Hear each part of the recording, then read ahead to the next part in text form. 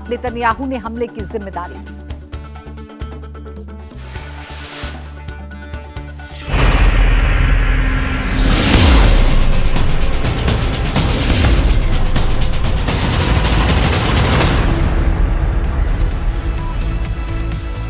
नमस्कार, स्वागत है आपका। आप देख रहे हैं इंडिया टीवी। आपके साथ मैं हूं प्राची पाराशर। दोपहर के 12 बज रहे हैं, वक्त है प्रहार का। और प्रहार में आज सबसे पहले बात करेंगे नेपाल की, जहां राजनीतिक संकट गहराता जा रहा है। नेपाल में तख्ता पलट हो चुका है। प्रदर्शनकारियों के सामने पूरी सरकार झुक गई है।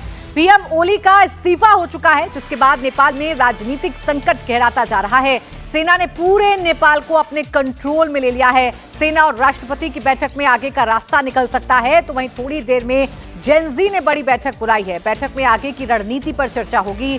जेनजी क्रांति का आज तीसरा दिन है। नेपाल में अब भी हालात सामान्य नहीं है। काठमांडू में कर्फ्यू लगा हुआ है। सेना ने संसद भवन, राष्ट्रपति भवन, सुप्रीम कोर्ट समेत अहम जगहों को अपने कब्जे में ले लिया है। इन सभी जगहों पर कल प्रदर्शनकारियों ने आगजनी की थी। प्रदर्शनकारियों ने पशुपतिनाथ मंदिर में भी घुसने की कोशिश की थी। इसके बाद सेना पशुपतिनाथ मंदिर में भी तैनात कर दी गई है। नेपाल आर्मी चीफ ने प्रदर्शनकारियों से बातचीत के लिए आगे आने की अपील की है। पिछले 2 दिनों में नेपाल कैसे तबाह हो गया, एक छोटी सी क्रांति ने नेपाल को कैसे बर्बाद कर दिया, इसकी वानगी आप इन तस्वीरों से लगा सकते हैं। ये 6 तस्वीर ही आपको बताएंगी कि नेपाल कैसे चंद घंटों में स्वाहा हो गया।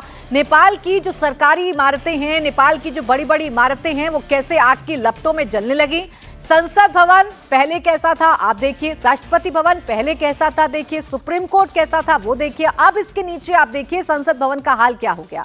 राष्ट्रपति भवन, जहां कल इंडिया टीवी ने आपको सबसे पहले तस्वीर दिखाई थी, कैसे ऊंची ऊंची लपटें उठ रही हैं, वो आप देखिए। सुप्रीम कोर्ट जो कल तक इंटैक्ट खड़ा हुआ था, वो आज काले धुएं के साए में नजर आ रहा है, काला पड़ चुका है। यानी यहां भी कल आग लगाई गई थी, यहां भी कल सब कुछ तबाह कर दिया गया था।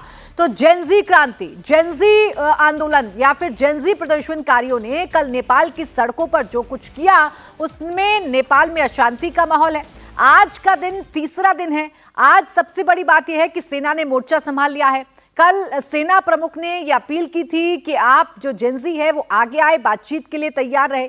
ये कहा गया अभी संसद हो, राष्ट्रपति भवन हो, पीएम का निजी आवास हो, राष्ट्रपति का निजी आवास हो, कैबिनेट मिनिस्टर्स का घर हो, हर जगह सिर्फ और सिर्फ तबाही का मंजर देखने को मिल रहा है। जनता का गुस्सा इस कदर था कि कल तो नेताओं को सड़कों पर दौड़ा दौड़ा कर पीटा गया है। वित्त मंत्री हो, उन्हें सड़क पर दौड़ा दौड़ा कर पीटा गया। पूर्व प्रधानमंत्री की बीवी की जलकर मौत हो गई क्योंकि उनके घर को आग के हवाले कर दिया गया था। अभी आप ये सर्वोच्च न्यायालय यानी सुप्रीम कोर्ट की तस्वीर देख रहे हैं। सुप्रीम कोर्ट के मुख्य द्वार को कैसे आग के हवाले किया गया, ये आप देखिए।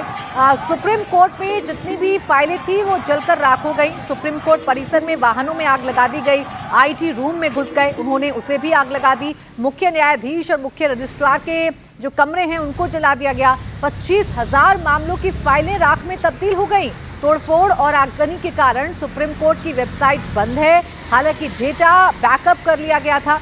न्यायाधीशों द्वारा तैयार किए गए कई फैसलों के रिकॉर्ड कंप्यूटर्स के साथ ही नष्ट हो गए हैं। तो ये बड़ा नुकसान जुडिशरी को भी पहुंचा है। और अब आलम यह है कि अदालत बंद रहेगी। जो केसेस की सुनवाई होनी थी, जिन इंपॉर्टेंट केसेस की सुनवाई होनी थी, वो अब नहीं हो पाएगी। अब देखिए सुप्रीम कोर्ट को कैसे चलाया गया था, उसकी एक और नई तस्वीर इस वक्त हम आपको दिखा रहे हैं। जो आपको जहां सर्वोच्च न्यायालय लिखा रहता है, जो सुप्रीम कोर्ट की पहचान है, उसी जगह को जला दिया गया।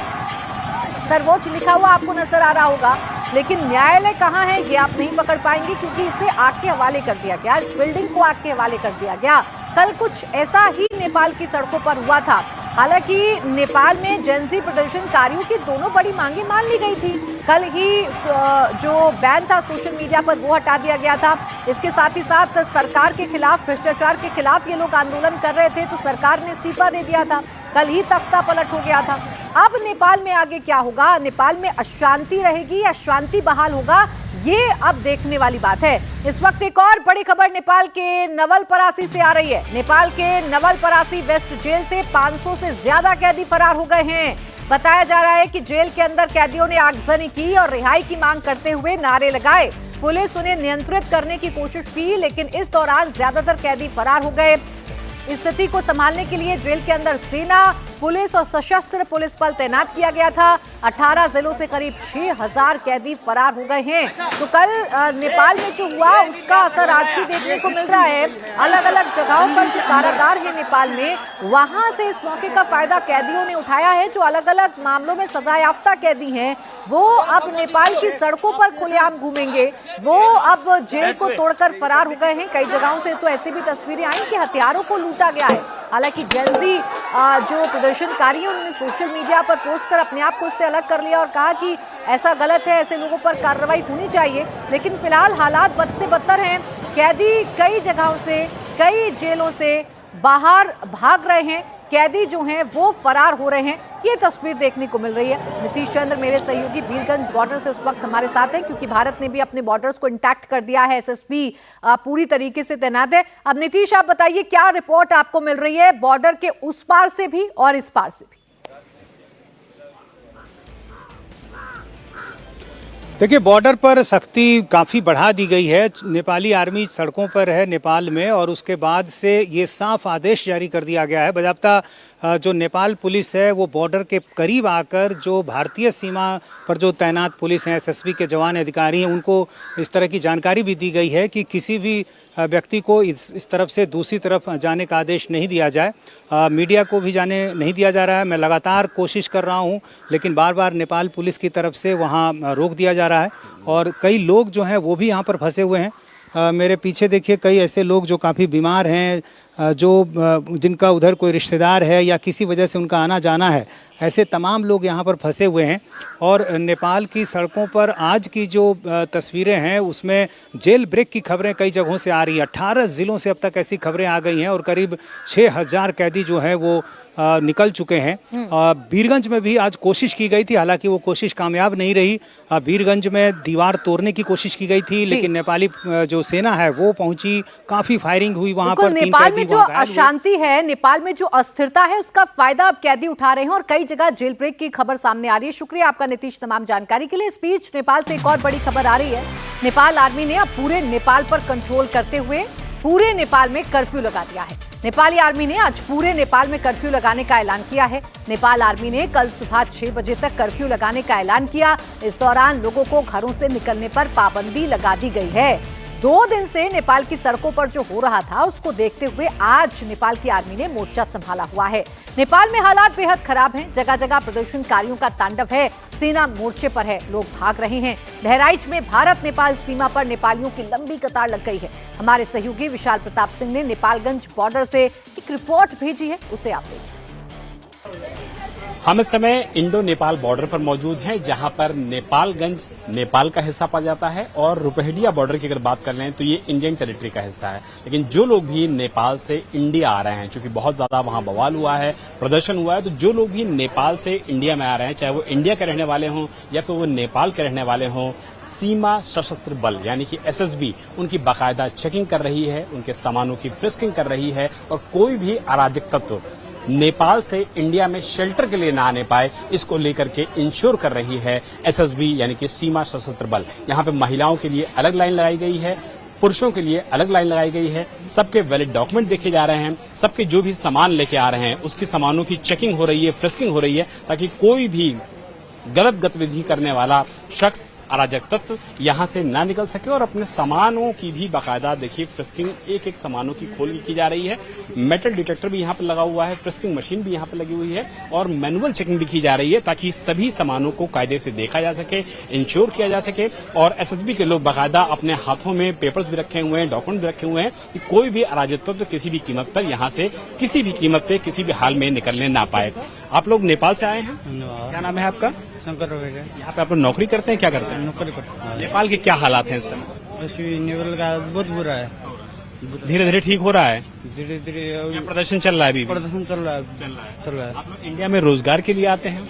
हाँ, हम कमाने दमाने के लिए अभी भी, लेकिन चल रहा है प्रदर्शन वहाँ? चल रहा है। आप लोग भी सर नेपाल से ही है? नेपाल से। क्या करने इंडिया आते हैं आप लोग? वहाँ नौकर करना आते हैं। जो नेपाल के हालात इस समय चल रहे हैं वो हालात खराब है काफी। हालात बहुत सारे खराब है। कल फिर मेरे घर के जमीन नजदीक है, वहाँ पे थोड़ा टायर सा 2-4 बाइक जला दिया, थोड़ा एसएससी रूम का उतना किया है। आप लोग अपने डॉक्यूमेंट लेकर के आए हैं, क्या इसको क्या बोलते हैं? मेरा ये डॉक्यूमेंट है सर। ये डॉक्यूमेंट है, इसको देखेंगे एसएसबी के लोग, बाकायदा नेपाली डॉक्यूमेंट है। और उसके अलावा रिन्यू करने गया था, नेपाल सरकार ने बंद कर दिया सर। देखिए रिन्यू करने के डॉक्यूमेंट भी लेकर के आ रहे हैं और इसको बाकायदा देखा जाएगा। बंद कर दिया पूरा बैंक बैलेंस, इसलिए से यहाँ करता था, अभी 2-4 पैसा है यहीं से निकालूंगा सर। तो पैसा है, नौकरी है इंडिया में, इसलिए नेपाल के लोग इंडिया में भी आते हैं। जो महिलाएं आ रही है, देखिए महिलाओं की भी बाकायदा यहाँ पर चेकिंग हो रही है, फ्रिस्किंग हो रही है। जो उनके मोबाइल है उसमें डॉक्यूमेंट को भी चेक किया जा रहा है और तमाम सारे लोग यहाँ पर देखिए जा रहे हैं जो कि अंदर अपनी फ्रिस्किंग करवाने के बाद फिलहाल यहाँ पर जाएंगे। आप भी नेपाल से इंडिया आए हैं? हाँ जी, नेपाल। नौकरी करते हैं, क्या करते हैं? हाँ, मेरा ट्रैवल्स का काम है। हाँ। किस तरीके के हालात हैं इसमें नेपाल? कल तो एकदम बुरा था, कल तो पूरा सब खत्म था। आज क्या है, आज चाहे कुछ अभी बेटर है, हालात थोड़ा ठीक हुआ है क्योंकि नेपाली सेना रोड में आ गया है अभी।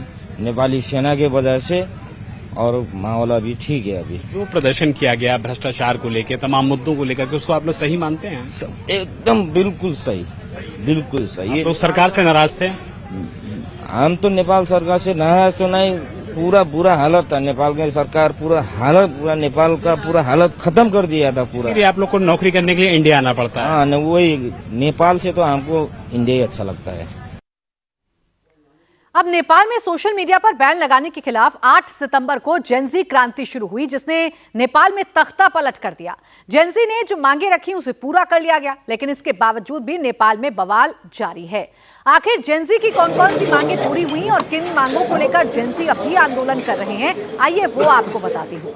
डिमांड नंबर 1 थी सोशल मीडिया पर बैन हटे, जिसे मान लिया गया और सोशल मीडिया पर से बैन को हटा लिया गया। डिमांड नंबर 2 ये थी कि ओली सरकार बर्खास्त हो, इसे भी मान लिया गया। ओली ने पीएम पद से इस्तीफा दे दिया। इसके अलावा जो मांगे पूरी नहीं हो पाई वो हैं डिमांड नंबर 3 मौजूदा संसद भंग हो, डिमांड नंबर 4 नए सिरे से चुनाव हो, डिमांड नंबर 5 अंतरिम सरकार बनाई जाए, डिमांड नंबर 6 गोली चलाने वालों पर एक्शन लिया जाए। अब आप ये हिल्टन होटल की तस्वीर आप देख रहे हैं। ये हिल्टन होटल जिसे कल जेनजी प्रदर्शनकारियों ने जला दिया था और ये होटल कैसे तबाह हो गया है और अब ये सिर्फ और सिर्फ खंडहर के तौर पर नजर आ रहा है। ये जो काली काली परत इस पर जमी हुई है और अभी तक जो धुआं उठ रहा है वो तबाही की जो कहानी है उसको खुद बयां कर रहा है। वो बता रहा है कि कल इस हिल्टन होटल पर जिस कदर हमला किया गया था और इस पर आगजनी की गई थी, उसके बाद इस होटल में कुछ भी नहीं बचा। अभी भी आप देखिए आग की लपटें उठती हुई आपको नजर आ रही होंगी। आग इतनी भयानक कि कल ही आग लगाई गई, इसका असर आज भी देखने को मिल रहा है। जगह जगह अभी भी सामान बिखरा हुआ है, तोड़फोड़ के निशान अभी भी हैं, जले हुए सामान बिखरे हुए हैं। हालांकि आज आर्मी ने कर्फ्यू जरूर लगा दिया है ताकि आज नेपाल में शांति रहे। विशाल सिंह मेरे सहयोगी इस वक्त हमारे साथ जुड़ गए, नेपालगंज से हैं। आप बताइए विशाल, शांति है, सेना की मौजूदगी है या अभी भी कुछ घटनाएं हैं जो चिंता बढ़ा सकती हैं?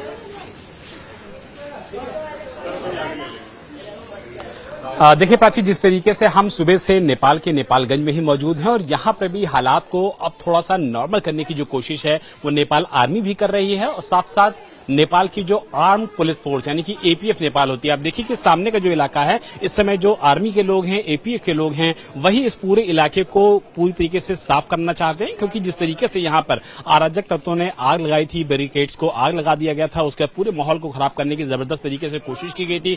पूरे इलाके में तोड़फोड़ की गई थी। ठीक आगे चुंगी पड़ती है, नाका पड़ता है, भंसार पड़ता है, जो कि टैक्स होता है इंडिया से नेपाल पहुंचने पे, उन सारी चुंगियों को यहाँ पर जला के राख कर दिया गया था। लेकिन अब खुद नेपाल आर्मी सड़कों पर उतरी है। नेपाल की जो आर्म पुलिस फोर्स है वो देखिए अभी भी किस तरीके से जो यहाँ पर राख पड़ी हुई है उस राख को हटाना चाहती है, ताकि जो भी लोग अब कम से कम इंडिया से नेपाल आए या नेपाल से इंडिया जाएं उनको कम से कम इस तरीके की विजुअल्स को ना देखना पड़े। यानी कि बहुत कोशिश की जा रही है। अब तबाही के निशान को हटाने की कोशिश की जा रही है और कोशिश ये है कि शांति बहाली रहे। शुक्रिया आपका तमाम जानकारी के लिए विशाल। अब आइए देखते हैं प्रहार टॉप 10। होटल के बाहर घमासान मचा है।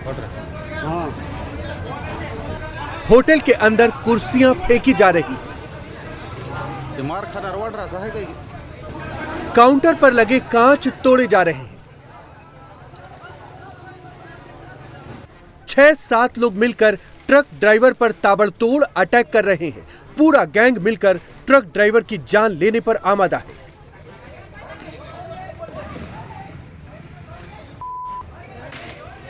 दहशत की वजह से आसपास के दुकानदार अपनी शॉप के शटर बंद कर रहे हैं।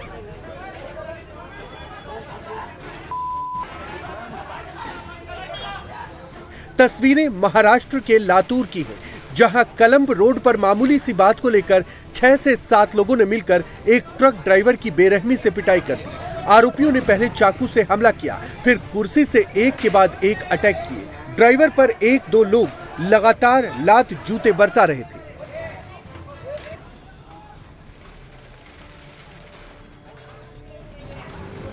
होटल में तोड़फोड़ और ड्राइवर की पिटाई के बाद पूरा गैंग मौके से फरार हो गया।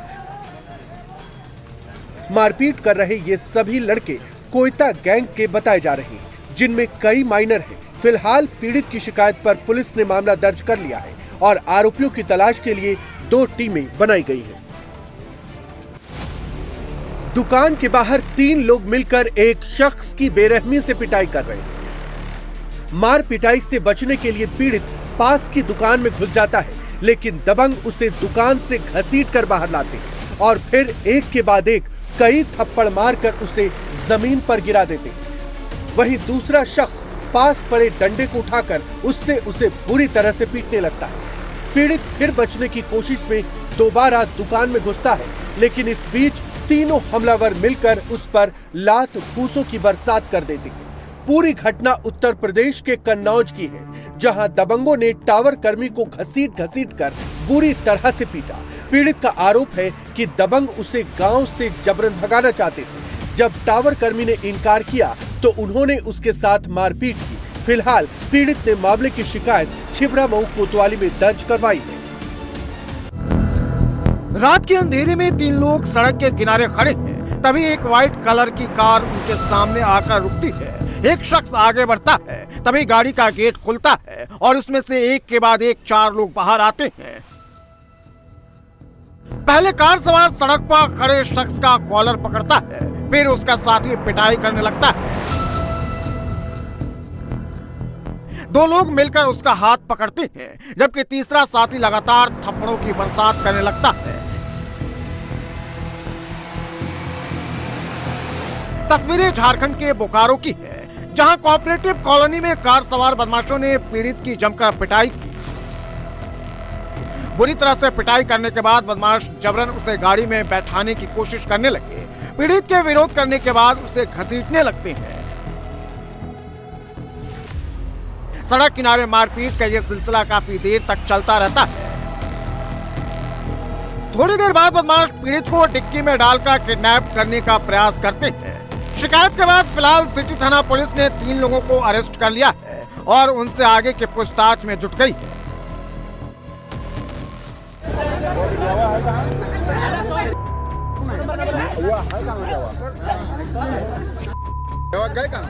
हंगामे की ये तस्वीरें उत्तर प्रदेश के हरदोई की है, जहां छात्रा से छेड़छाड़ के आरोपी पर गांव के लोगों का गुस्सा जमकर फूटा है। गुस्साई भीड़ ने हाथ बांधकर आरोपी को लात घूंसे से बुरी तरह पीटा।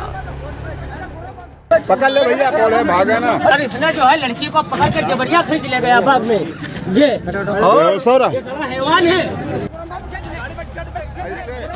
पंजाबी खेड़ा के पास जब छात्रा कोचिंग से लौट रही थी, इसी दौरान आरोपी ने उसके साथ छेड़छाड़ की। छात्रा ने मदद के लिए आवाज लगाई तो आसपास के लोग तुरंत मौके पर पहुंचे। उन्होंने आरोपी को पकड़ लिया और खूब पिटाई की। मारपीट के बाद ग्रामीणों ने आरोपी को पुलिस के हवाले कर दिया। पुलिस ने परिजनों की शिकायत पर मुकदमा दर्ज कर आरोपी को गिरफ्तार कर लिया।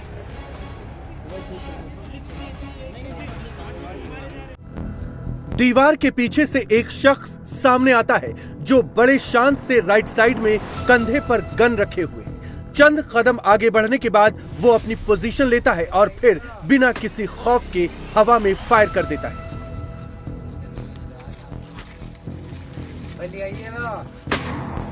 अब उसके बाएं हाथ को देखिए, लेफ्ट हैंड में भी उसने एक तमंचा पकड़ा है।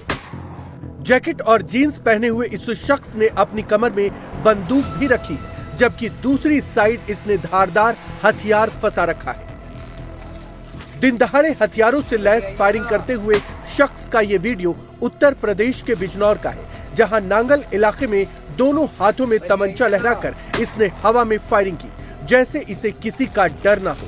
वीडियो देखकर ऐसा लग रहा है कि इसने दोस्तों में टशन झाड़ने के लिए हवाई फायरिंग की। मारपीट और झड़प का ये वीडियो कानपुर के बिलहौरा थाना क्षेत्र के देवहा गांव का है, जहां पुराने विवाद में दो पक्ष के लोग भिड़ गए। गांव की सड़क पर लाठी डंडों से हमला किया जा रहा है। एक शख्स दूसरी ओर से भागा हुआ आता है, उस पर दूसरा शख्स लाठी से हमला कर देता है। पीछे से 3-4 लोग और लाठी डंडों के साथ पहुंचते हैं और शख्स पर झपट पड़ते हैं, उसे बुरी तरह से मारने लगते हैं। इस बीच एक महिला भी बड़ा सा पत्थर लेकर उस पर फेंकती है। इसके बाद 3-4 लोग डंडों की बारिश करने लगते हैं। शख्स गिर जाता है, फिर भी मारने वाले लोग रुकते नहीं हैं। वो डंडे बरसाते रहते हैं। गिरने वाले को संभलने का मौका नहीं मिलता है। गांव की सड़क पर काफी देर तक ये सब चलता रहा। कुछ लोग खड़े होकर तमाशा देखते रहे, लेकिन पिटने वालों की मदद नहीं की। इस मारपीट में आधा दर्जन लोग घायल हो गए हैं, जिनमें से कुछ लोगों की हालत गंभीर है, जिन्हें इलाज के लिए कानपुर रेफर किया गया है।